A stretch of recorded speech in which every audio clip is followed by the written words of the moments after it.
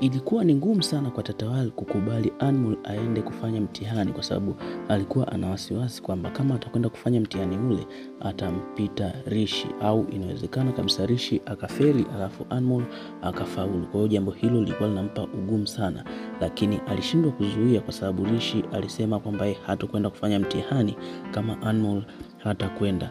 Ila kama hatakwenda kwa mwaka huo, basi inamaanisha kama ataenda mwaka unaofuata na yeye Rishi mwaka huo atahairisha, atakuja kwenda pamoja na Anmol mwaka unaokuja. Ni kweli walifanikiwa wakaenda wakafanya mtihani, lakini pia si tu kufanya mtihani, na matokeo tunaona yametoka. Baada ya matokeo kutoka, kitu ambacho kiliwafurahisha sana ni kwamba Anmol alipass, lakini pia Rishi alipasi pia. Kwa hiyo jambo hilo lilifurahisha sana familia ile, japo si wote, kwa sababu Tatawala alikuwa hataki kabisa Anmol afaulu, lakini kwa wengine walifurahi. Unaona hata Suril sasa hivi naye anaanza kumsupport Anmol. Jambo hilo ndio limetokea kwa mfumo huo, lakini kwa upande wa Anmol yeye hakufaulu tu kwa kiwango cha kawaida, ila Danbal nzima Anmol yeye ndo alikuwa ameongoza.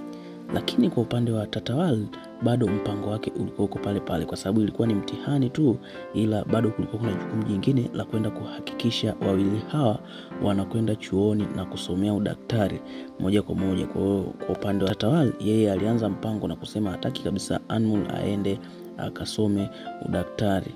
Sasa Anmol tunaona pamoja na kwamba anapitia changamoto hizi zote, kwa sasa hivi Rishi amekuwa yuko upande wake sana, na tunaona hapa anamwambia mama yake kwamba kama utafanya chochote basi mimi niko tayari kujiua. Na Tatawala hakujua kama jambo lile lilikuwa ni serious, akawa anaendelea kukaza. Mwisho wa siku tunaona Rishi anaenda anachukua dumu la mafuta na kujimwagia mafuta. Si tu kujimwagia mafuta, anawasha na kiberiti ili ajichome kabisa.